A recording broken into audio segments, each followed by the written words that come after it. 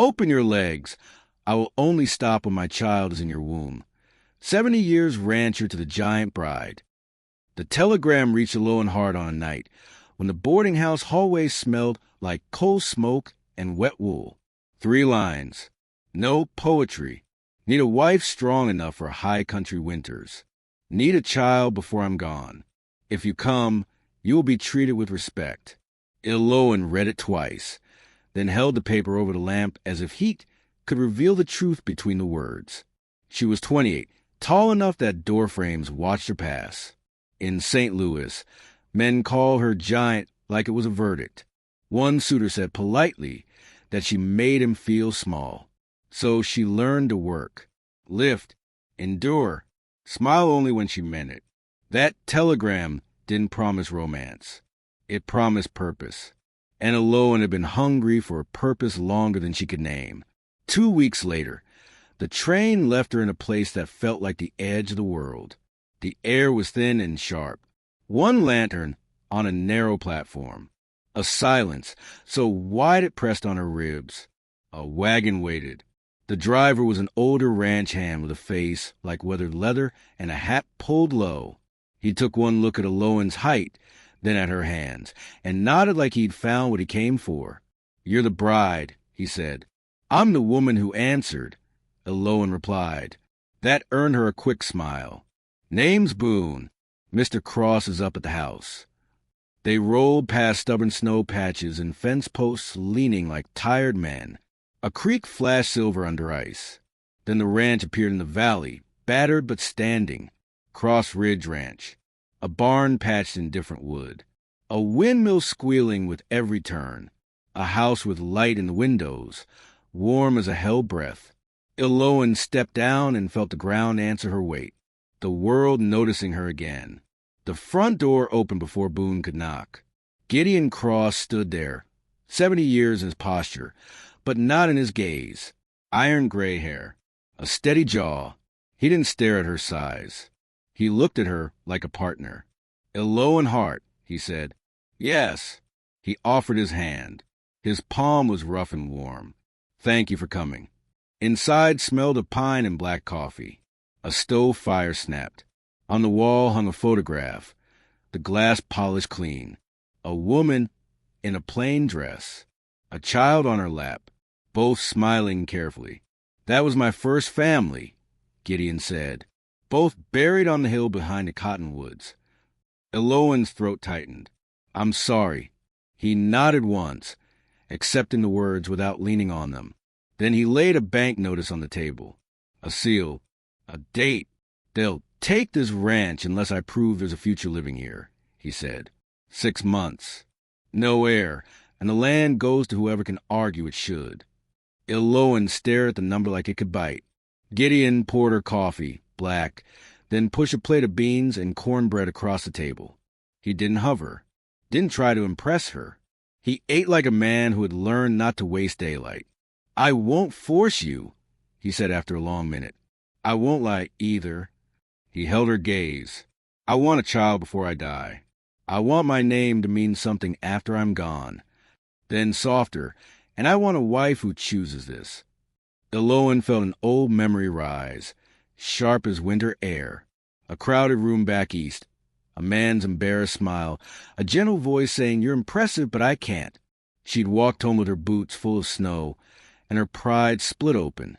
Here, Gideon's words didn't ask her to become smaller.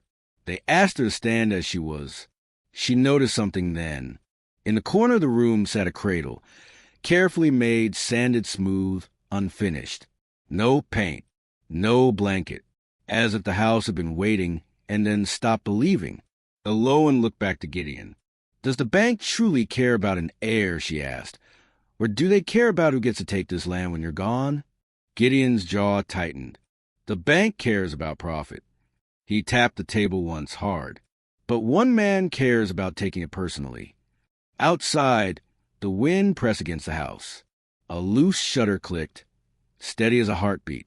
Alohan opened her mouth to ask who, but Boone appeared in the doorway, face drained of color. "Mr. Cross," he said, "the south gate's open again." Gideon went still. It was chained at sundown. Boone nodded.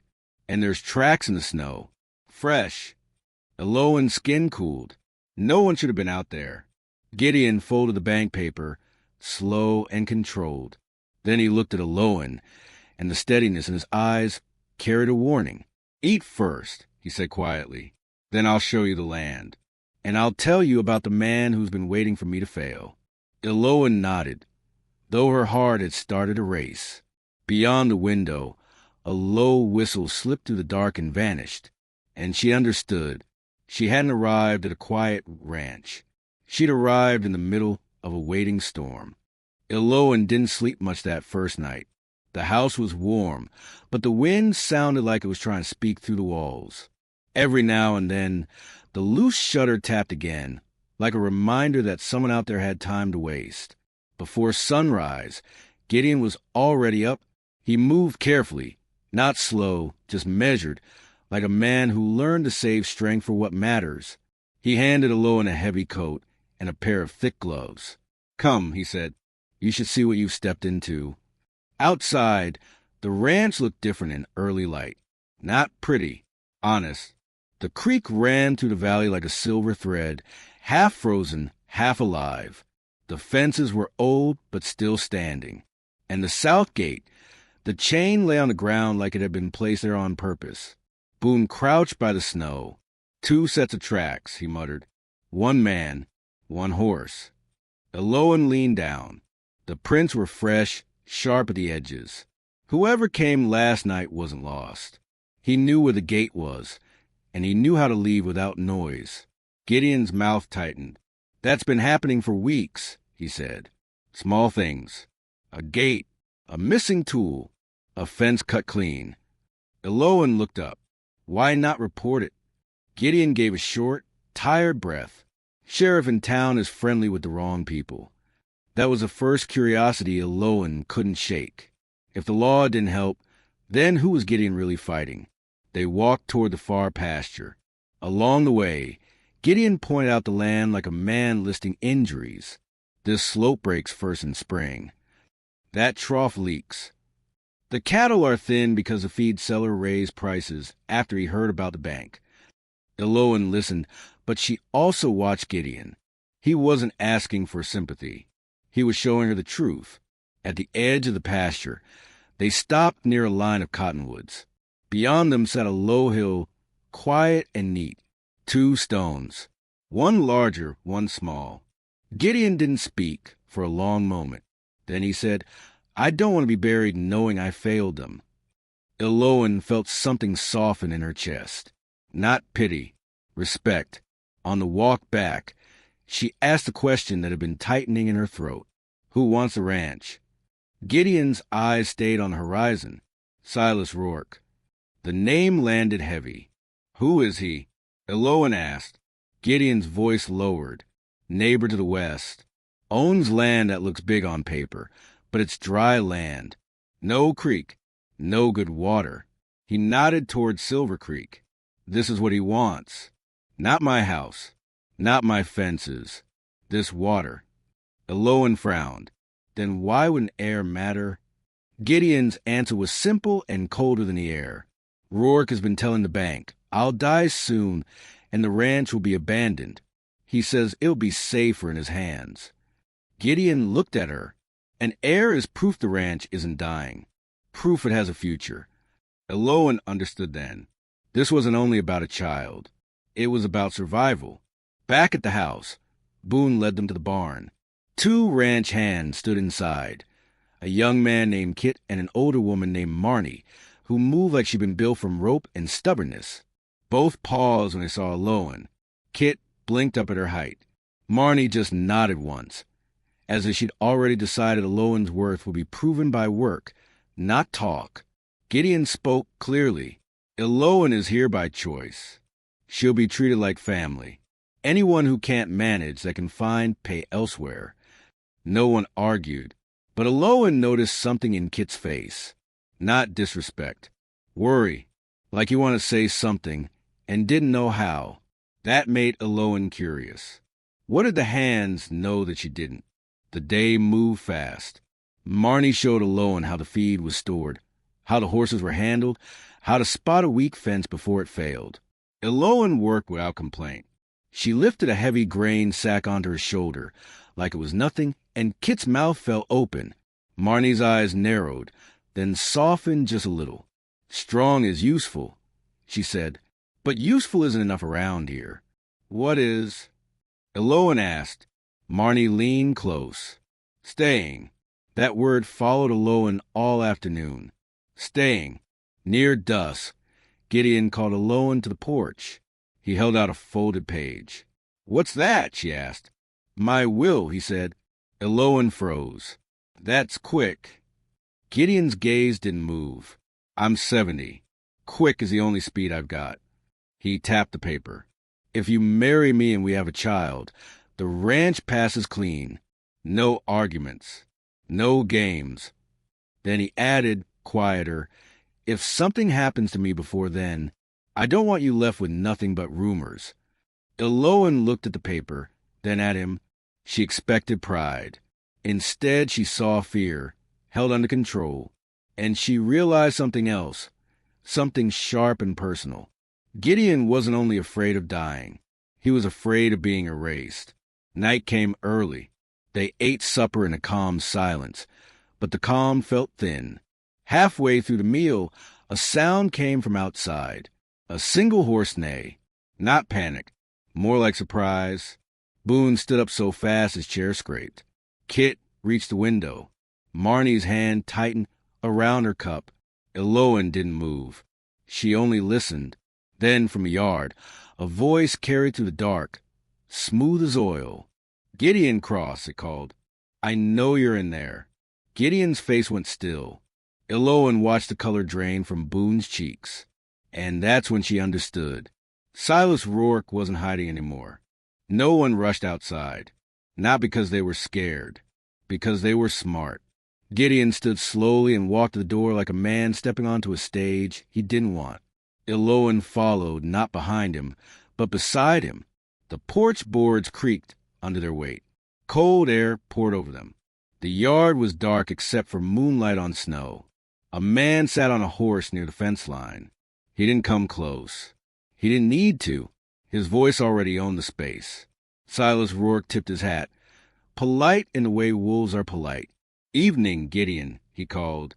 Then his eyes found Aloan. They traveled up her height slowly, like he was measuring a fence post. A smile tugged at his mouth. "So the rumors were true," he said. "You went and ordered yourself a wife." Aloan kept her face calm. She'd been looked at her whole life. But this look was different. This look wanted something. Gideon's voice stayed steady. "State your business and leave." Rourke chuckled. "Business is simple. I'm checking on my neighbor." He leaned forward in the saddle. "Bank men don't like risk.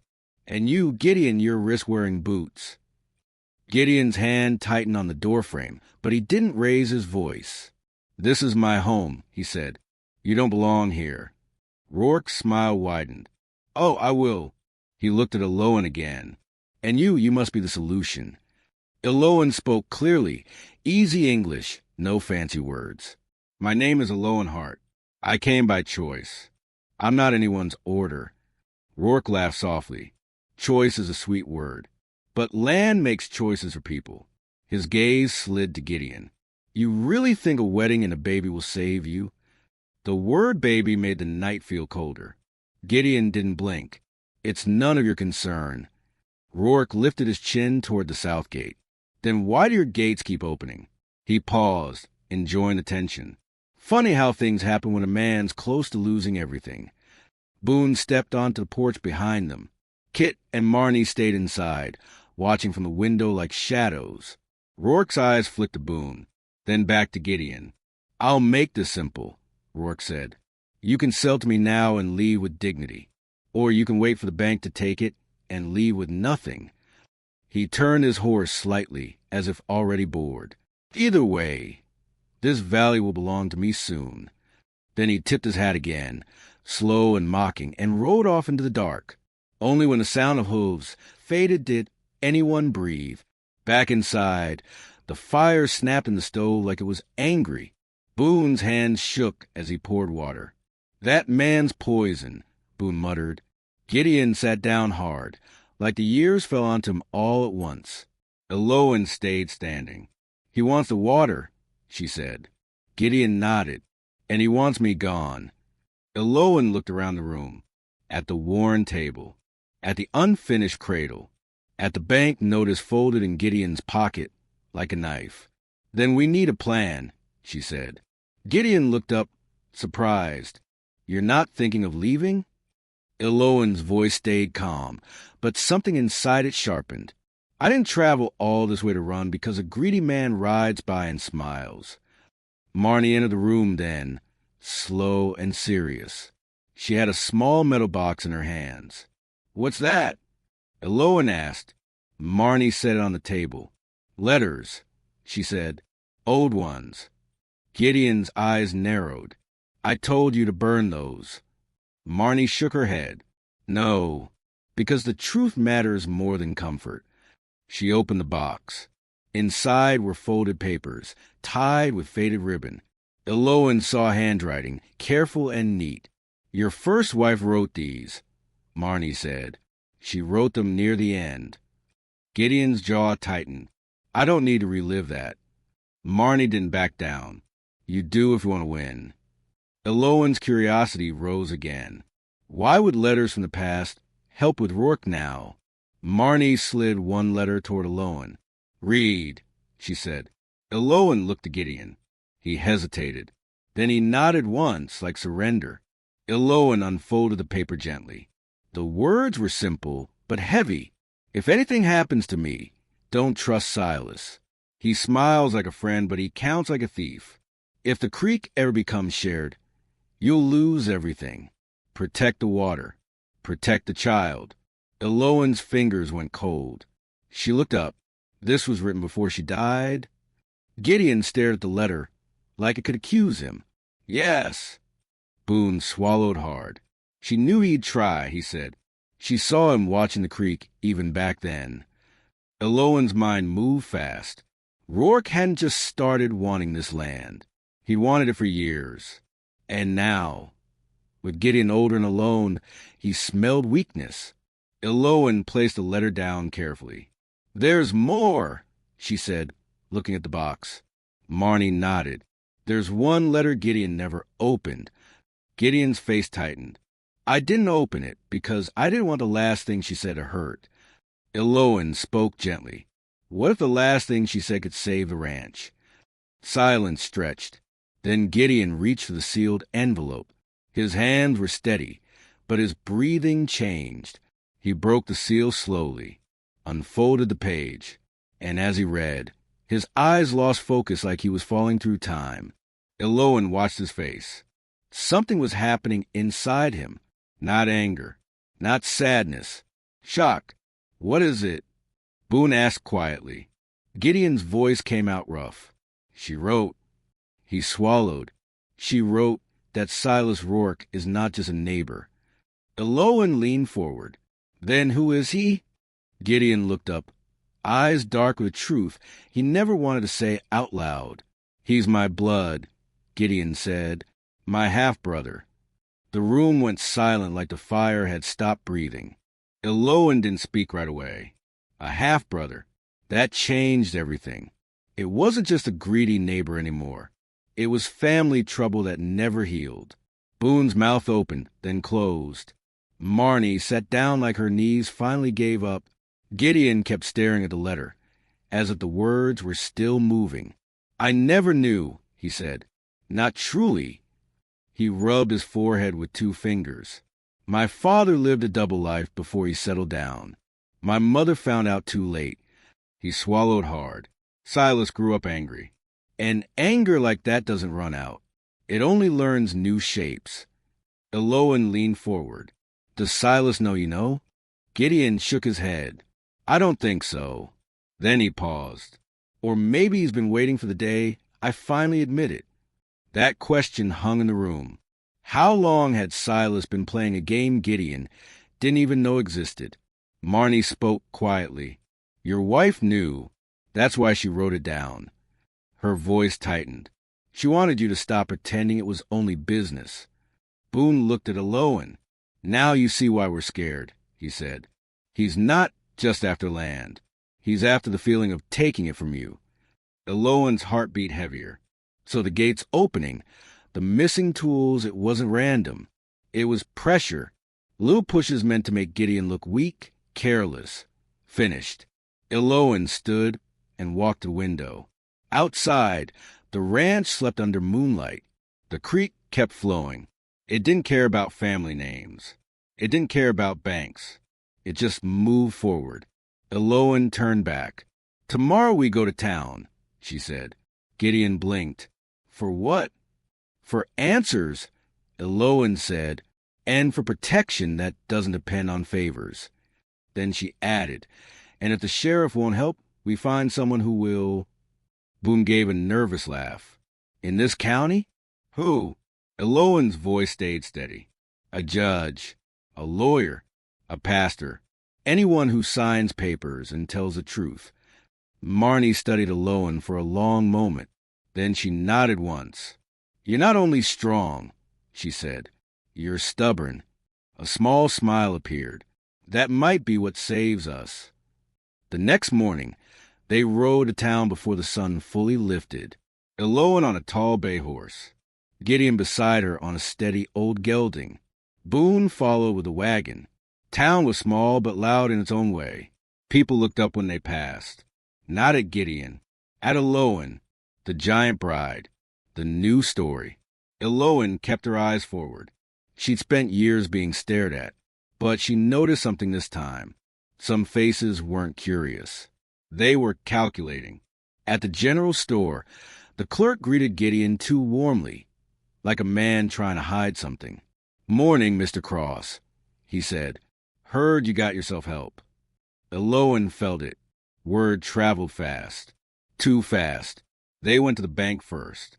The building looked clean and cold, like it was proud to be unkind.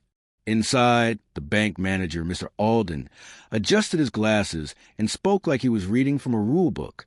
Mr. Cross, he said, your situation is unfortunate. Gideon's jaw tightened. It's fixable, Eloan said calmly. Mr. Alden's eyes moved to her height, then to her face. And you are Eloan Hart, she said, soon to be Mrs. Cross.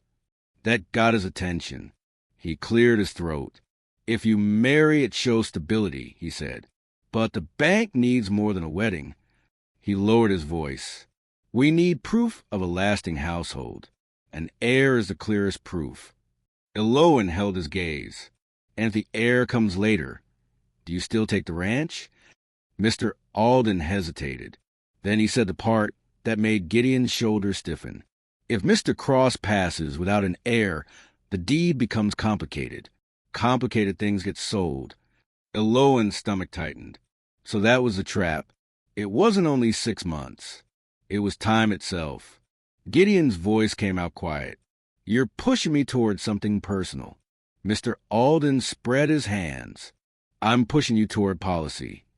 Eloan asked, what about a legal trust? A legal transfer now. To protect the land? Mr. Alden blinked. He didn't like that question. That would require a lawyer, he said, and lawyers cost money. Eloan nodded. Then we'll find one. On the way out, Gideon's breathing sounded heavier. Outside, he stopped near the hitching post and stared at the dirt like it might give him courage. Eloan, he said, I won't lie to you. The bank is pushing us into a promise I cannot guarantee. Eloan spoke softly. I'm not a promise. I'm a person. She paused. And I did not come here to be used. Gideon's eyes lifted, pained. I know. His voice shook once, then steadied. That's why I wrote a contract last night. A real one. He pulled folded papers from his coat. If you marry me, half the ranch becomes yours on the same day. Not after. Not if. Not maybe. Eloan stared at him. Half. Yes, Gideon said. Because a partner should not be trapped. He swallowed. And because if I die, You should have the power to fight for what we built. For the first time, Eloan felt her chest warm in a way that wasn't just hope. It was trust beginning to form. But then she saw him flinch slightly as a man stepped out of the saloon across the street. Silas Rourke. He didn't walk toward them fast. He walked like time belonged to him. He tipped his hat at Gideon, then looked up at Eloan with a calm smile. "Mrs. Cross," he said, even though she wasn't yet, "you're making this interesting." Eloan's fingers tightened around the papers. How did he always arrive at the exact wrong moment? Silas glanced at the bank door behind them. Then he said almost kindly, "You should ask the bank manager what he promised me." Gideon's face went pale. Eloan's mind raced. What promise? And how deep did this go? Eloan didn't answer Silas right away. She watched his face carefully. Some men smile because they're happy. Silas smiled because he enjoyed pressure. Gideon's hands tightened around the folded contract papers like they were the only solid thing left. Eloan asked, "What promise are you talking about?" Silas looked pleased. "That's the right question." He nodded toward the bank. "Ask Mr. Alden what he signed. Ask him who he plans to hand your water to." Gideon's voice came out low. "You're lying." Silas shrugged. "Then prove it." He tipped his hat again. "I'll be around." He walked away slowly, letting fear do the running for him. Eloan turned to Gideon. "Did you ever sign anything that gave him rights to Creek?" Gideon shook his head. "Never." "Then we don't panic," Eloan said. "We check." They didn't go back into the bank. Not yet. Instead, Eloan guided Gideon toward the far end of the street, away from watching eyes. "First," she said, "we find someone in this town who still respects truth." Boone met them near the wagon, face tight. "I saw Silas talking to two men behind the stable," he whispered. "They stopped when they noticed me." Eloan didn't like that. "What men?" "Not ranch hands," Boone said. "City coats. Clean boots." Gideon's jaw stiffened. "Bank men," he muttered. Eloan looked up at the courthouse building on the hill. It was small, but it stood like it believed in rules. "Come," she said. "We start there." Inside, the clerk told him the county judge was out until next week. But an older lawyer named Mr. Fenwick rented an office behind a printing shop. They found Fenwick in a room full of dusty books and ink stains. He was thin, careful, and tired in the eyes. When Gideon said his name, Fenwick exhaled like he'd been waiting for this day. "I wonder when you come," Fenwick said. Gideon frowned. "What do you mean?" Fenwick opened a drawer and pulled out a file folder. On the front was written, "Cross Ridge Ranch." Eloan's heart tightened. "How do you already have that?" she asked. Fenwick looked at her, then at Gideon. "Because someone asked me to prepare papers months ago," he said. "Papers meant to make it look like you agreed to share water access if you default." Gideon's face went hard. "I never agreed to that." "I know," Fenwick said. "That's why I refuse to file them." He leaned forward. "But the fact they exist means someone is building a story about you. A story that ends with Silas owning your creek." Eloan's mind raced. "So the promise Silas mentioned." Fenwick nodded slowly. "Someone at the bank may be ready to call those papers a misunderstanding and push them through when you're weakest." Gideon's voice cracked once. "I'm not weak." Fenwick softened. "You're not, but time is." Eloan asked, "Can we protect the ranch right now? Today?" Fenwick tapped the desk. "Yes, if you move fast." He held up one finger. "First, a marriage contract that clearly names Eloan as co-owner, effective immediately." Second finger. "Second, a trust that protects the land and water rights from being sold without both your signatures." Third finger. "Third, proof. Those letters from your first wife. Anything that shows Silas planned this for years." Gideon stared. "A trust costs money." Fenwick nodded. "And you don't have much." Boone spoke up, uneasy. "Could the ranch hands help?" "We could." Gideon raised a hand. "No, I won't beg. Eloan turned to Gideon, voice steady. This isn't begging. This is defense. Gideon looked at her, and his pride fought with his fear. Eloan asked a simple question. Do you want to be right, or do you want to keep the ranch? That landed. Gideon's shoulders dropped slightly. I want to keep it, he said. Fenwick nodded. Then here's the next problem, he said. The bank will push harder once they realize you're taking legal steps. Eloan asked, How much time do we have? Fenwick's answer was quiet. Less than you think. They left Fenwick's office with a short list and a longer worry. Across the street, Silas stood under the awning of the saloon, watching like he owned the air. Eloan kept walking, but she felt the weight of his eyes like a hand on her back. At the church, the pastor was a gentleman named Reverend Hale, with silver hair and a voice that sounded like patience. Gideon spoke plainly. We want to marry quickly, and we need witnesses who won't be bought. Reverend Hale looked at Eloan with calm respect. Then he looked at Gideon. I've buried enough people to know when time is chasing a man, he said. If your intent is honest, I will help. Eloan swallowed. Marriage. So fast. So serious. Outside the church. Gideon stopped. Eloan, he said, you can still turn back. Eloan didn't answer right away, because the truth was complicated. She didn't love Gideon the way novels promised. Not yet, but she respected him, and she believed in what he offered: partnership, safety, a future. She also knew something else. Silas didn't only want the ranch. He wanted to crush Gideon's last hope, and Eloan refused to be used as a weapon by either man. She took a slow breath. I'll marry you, she said, but we do it the right way. Her eyes held his. No lies, no forcing, no pretending. She added, and the child the bank wants, we do not treat that like a business deal. If it happens with dignity. Gideon's eyes shined, but he didn't let the tears fall. You have my word, he said. They planned the wedding for the next morning. That night, back at the ranch, the air felt different, like the house had finally decided to hope again. Marnie helped Eloan mend a simple dress. Boone fixed the porch steps so no one would trip. Kit kept checking the windows like he expected trouble. Eloan noticed Kit's fear and finally asked him, What aren't you saying? Kit swallowed hard.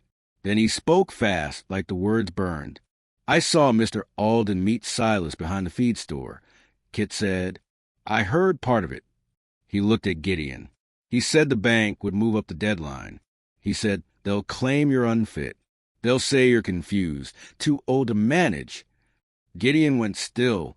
Eloan felt heat rise in her chest. They can do that? She asked. Marnie answered, bitter. They can say anything if the right people repeat it. Boone's voice shook. That means the wedding might not be enough. Eloan looked at the unfinished cradle in the corner, then at the bank notice, then at Gideon's tired face. If the bank wanted Gideon declared unfit, they weren't just taking land. They were taking his dignity. Eloan stepped closer to Gideon. Then we don't wait for them, she said. We take the truth to the town first. Gideon looked up. How? Eloan's voice was calm, but firm. We gather witnesses. We show the letters. We show Fenwick's file. We force the story into daylight. Outside, far across the pasture, a light flickered once near the south gate. Then it disappeared. Kit whispered, Someone's out there. Eloan didn't move, but her stomach tightened, because the storm wasn't coming tomorrow. It was already here. Eloan did not sleep that night, not because she was afraid, because she was thinking. If the bank wanted to call Gideon unfit, then the answer was simple. They would see him standing tall in public, speaking clearly, with witnesses. Before sunrise, Eloan and Boone rode town. They visited the pastor first, then the printing shop, then Mr. Fenwick's office. By mid-morning, a notice was posted on the general store door. Town meeting today. Truth about Cross Ridge Ranch. All are welcome. People came because small towns love stories, but they stayed because Aloan spoke like someone who did not fear crowds. The meeting happened in the church hall. Reverend Hale stood at the front. Mr. Fenwick sat beside him with papers stacked neatly. Gideon sat straight in the first row. Silas Rourke arrived late. Of course he did. He walked in smiling, acting calm, as if this was entertainment. Mr. Alden from the bank came too. His coat was clean. His hands were clean, but his eyes looked tired. Aloan stood up first. "My name is Aloan Hart," she said. "I came to Cross Ridge Ranch because I was offered respect and partnership." She looked around the room. "I did not come to be part of a bank trick or a land grab." Soft murmurs filled the hall. Then Mr. Fenwick stood and spoke in plain words. "Months ago, someone asked me to prepare papers," he said. "Papers that would make it look like Gideon Cross agreed to share creek water if he defaulted." He held up the folder. "I refused because it was not honest."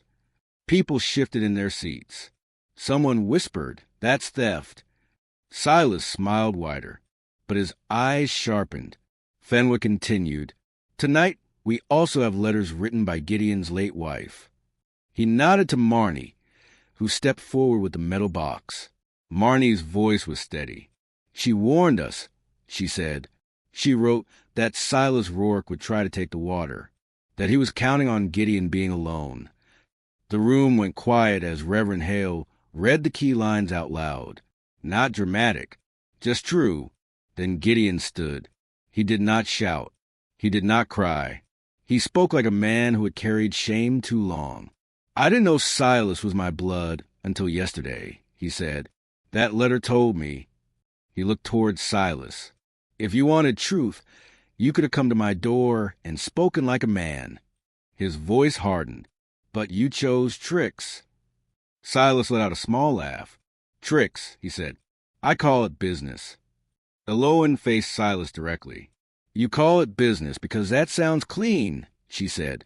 "But you've been opening gates in the night, cutting fences, spreading talk that Gideon is confused." She paused. "That is not business. That is cruelty." Silas lifted his hands like he was innocent. "Where's your proof?" Kit stood up from the back. His face was pale, but his voice did not break. "I saw Mr. Alden meet Silas behind the feed store," Kit said. "I heard the words. He said the bank would move the deadline. He said they claimed Gideon is unfit." Gasps spread through the room. Every eye turned to Mr. Alden. The bank manager's face went stiff. He opened his mouth, then closed it. Mr. Fenwick stepped forward, calm as a hammer. "Mr. Alden," he said, "did you promise Silas Rourke early transfer water rights if Gideon Cross fails?" Silence. Reverend Hale spoke softly, but it carried. "This is a church hall. Speak truth." Mr. Alden's shoulders sagged. He looked around and realized something important. This was not a private deal anymore. This was public. He cleared his throat. "The bank considered options," he said. "Options that protect assets." Aloan answered quickly. "Your asset is a man's life work, and this town's water." More murmurs. A rancher in the crowd stood up. "That creek helps my cattle too," the rancher said. "If you hand it to one man, we all suffer." A woman near the front spoke next. "My boy worked for Gideon. He gets paid fair. If you break that ranch, you break families." One voice became many. Not angry shouting. Something stronger. Agreement. Silas's smile faded for the first time. He was used to quiet targets. Not a town standing together. Mr. Fenwick raised one document. "Here's the solution," he said. "A legal trust protecting the land and water rights. It requires 2 signatures to sell or change anything." He pointed to Gideon and Aloan. "They will sign today, and they will marry today." He looked at Mr. Alden. "The bank can accept stability and fairness or explain to the state why it helped build false papers." Mr. Alden swallowed. He nodded once. "Bring the documents," he said quietly. "The bank will review and cooperate." Silas stepped forward. voice sharp now. This is not finished. Eloan looked at him, steady and calm. It is finished, she said. You didn't lose because Gideon is strong. She glanced around the hall. You lost because people saw you clearly. Silas stared at her for a long moment. Then he turned and walked out, fast and stiff, like a man leaving a room he can't control. That afternoon, Gideon and Eloan signed the trust with Mr. Fenwick, witnessed by the pastor, witnessed by townspeople who wanted the creek to stay honest. Then, in the same church, with simple words and simple vows, they married. No fancy music, no long speeches, just two people choosing a future on purpose. Later, back at the ranch, the air felt lighter, not perfect, but possible. Weeks passed. The gate stayed shut. The missing tools stopped vanishing. The bank letters became less threatening. Winter came, hard and loud, but the house held. One evening, Eloan sat by the stove, mending a small blanket she didn't explain. Gideon watched her with quiet eyes. You don't have to carry this alone, he said. Eloan nodded. I know, she replied. Then she placed his hand gently over hers. And you don't either.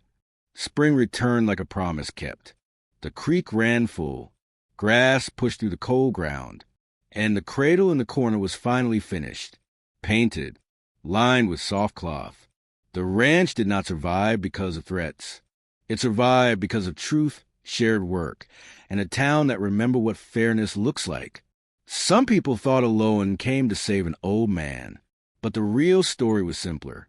She came to save a future, and she found one worth staying for. If this story touched your heart, hit like so more people can find it. Subscribe for more real, emotional Western stories. And comment ranch if you want the next one.